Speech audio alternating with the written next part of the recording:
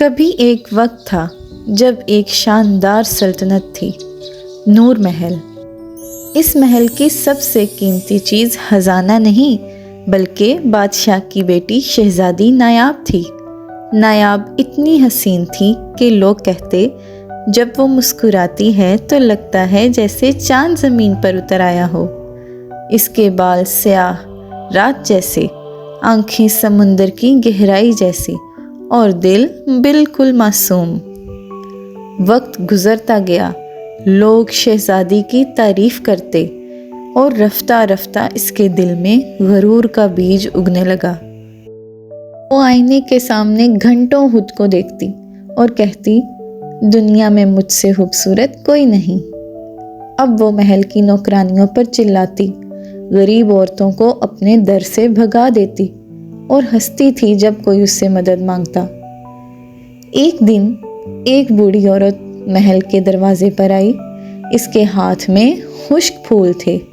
اس نے کہا، بیٹی یہ پھول قبول کر لو، یہ تمہارے حسن سے زیادہ دیر پا ہیں۔ شہزادی ہنسی، بوڑھی عورت میرے محل میں مرجھائے پھولوں کی کوئی جگہ نہیں۔ بوڑھی عورت نے افسوس سے کہا، ایک دن تمہیں سمجھ آ جائے گی کہ اصل خوبصورتی چہرے میں نہیں دل میں ہوتی ہے، اور یہ کہہ کر وہ چلی گئی۔ اگلی صبح شہزادی جب بیدار ہوئی تو محل کے سب آئینے دھندلے ہو گئے تھے۔ اس نے اپنا چہرہ دیکھا اور چیخ اٹھی۔ اس کا حسن غائب ہو چکا تھا۔ چہرہ سادہ، بال بے رونق، آنکھوں کی چمک ماند۔ بادشاہ نے طبیب بلائے، جادوگر آئے، مگر کوئی علاج نہ ملا۔ اداسی میں شہزادی نے محل چھوڑ دیا۔ وہ گاؤں پہنچی جہاں ایک بیمار بچہ رو رہا تھا۔ شہزادی نے پہلی بار کسی کو دلاسا دیا۔